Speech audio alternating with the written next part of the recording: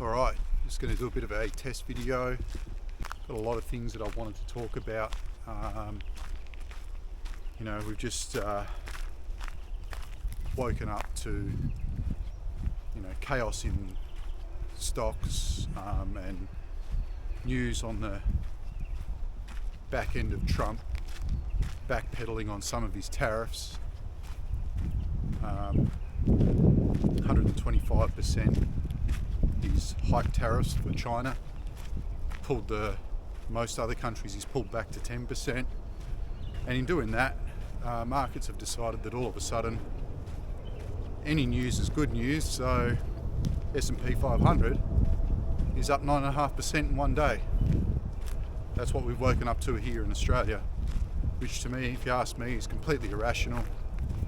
And here we are, 2025.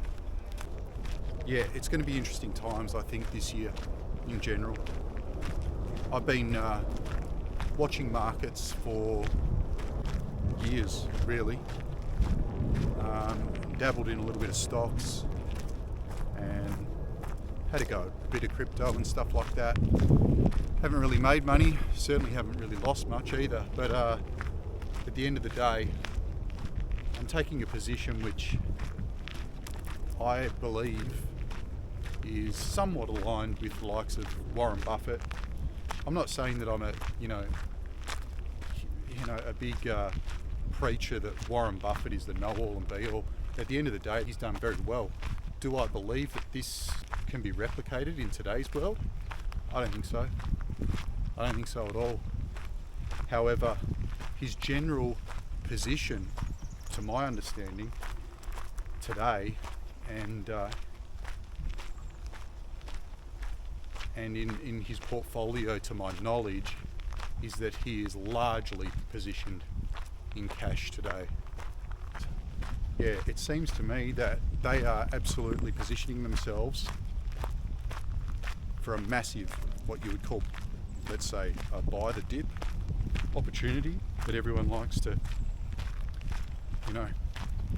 it seems like everyone's just chasing that constantly. It's all about buy the dip, buy the dip. Whereas I believe that someone as knowledgeable and as experienced and as wise as Warren Buffett, he's looking for more than just a buy the dip opportunity in today's market. He's looking for an absolute bloodbath. He is looking for 40, 50% drop in the major indices. That's just my opinion. Whether it's right or wrong, who knows at this point. All I know is I'm certainly not buying into any real risk on assets or stocks, and I know a lot of people are. I see a lot of people gloating and talking about their latest crypto purchase and how it's done 10-20% in a few days or whatever it might be. What they don't talk about is the 30 to 40% that it does for weeks thereafter. But there's a lot of good stock opportunities that I'm aware of at the moment in small caps, some of which I've actually recently got out of, simply because, the sell the news, if you will, with Trump and his tariffs has actually affected a lot of these markets and smaller stocks, etc., and brought them all down dramatically. I got out slightly in front while I could, and one of my biggest holds actually since then has dropped another good 30%.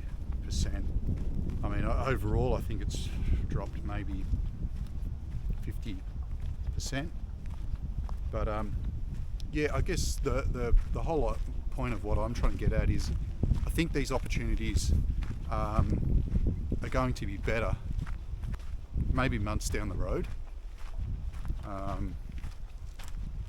but it's in my opinion, it's a matter of let's wait and see what happens. Where's it all going? How much chaos is Trump going to cause? I guess the other thing is also that we can't really trust currencies either. The Aussie dollar's getting absolutely smashed at the moment, and it was not good before it was getting smashed. I can remember a good 10 years ago, roughly 10, no, it's probably a bit longer now, a good probably 12, 13 years ago when we were at we were right there, parity with the US dollar. Had I known what I know today, I would have, certainly tried to start to look at investment opportunities. But the thing is that you have to have money to be able to make investments.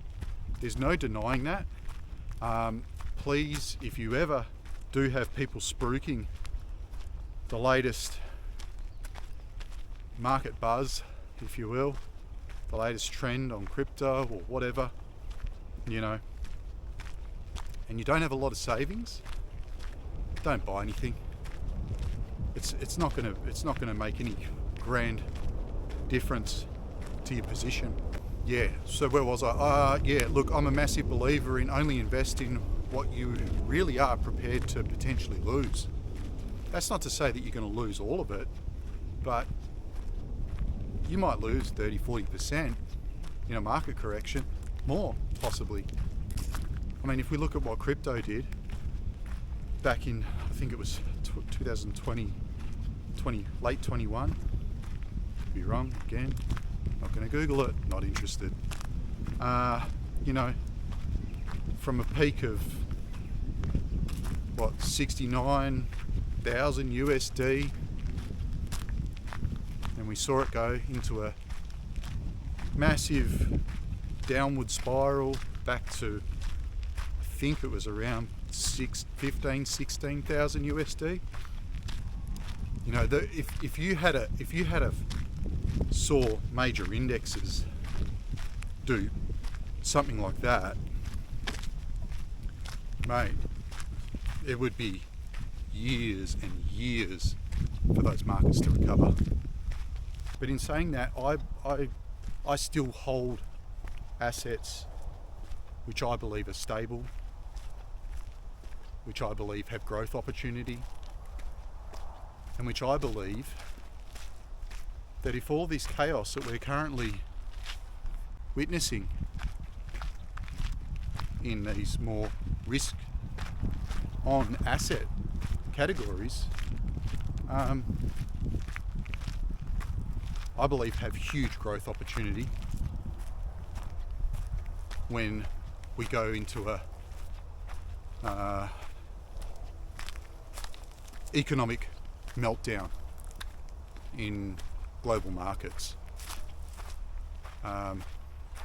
Again, this is purely my opinion.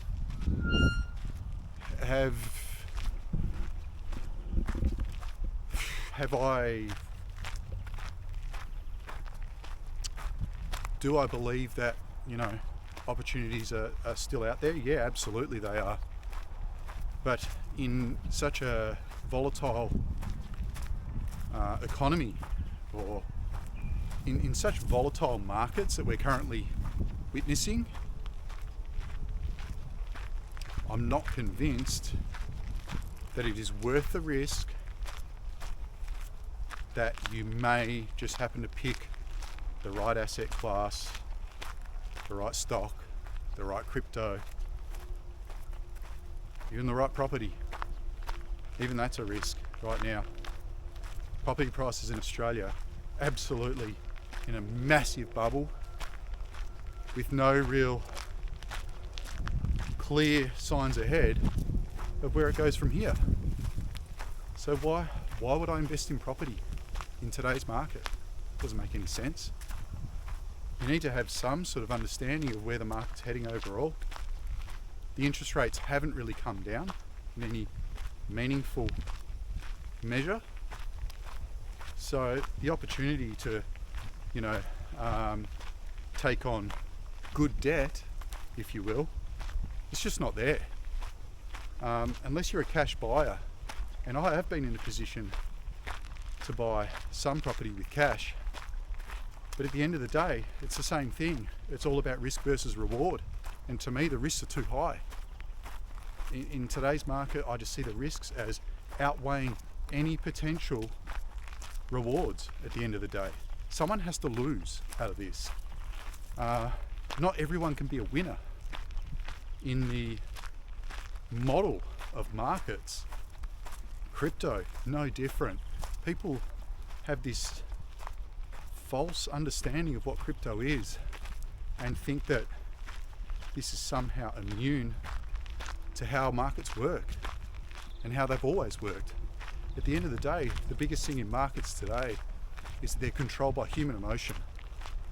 People are emotionally investing and making irrational decisions based on whatever current triggers are in front of them, whether that's news headlines, whether that's political rhetoric, geopolitical tensions, unrest, uncertainty. Again, it all comes down to risk versus reward. If you ask me, the risks are all too high. I'm happy to sit in cash for now and wait for a stable market to emerge or reappear for a sensible opportunity. Right now I don't see anything sensible in what's going on in today's world. But look, I'm going to leave it there for this video. Yeah, I've got a lot more that I want to talk about, including my own personal experiences. That's a whole lot more interesting, and has presented all sorts of different challenges in the last several months.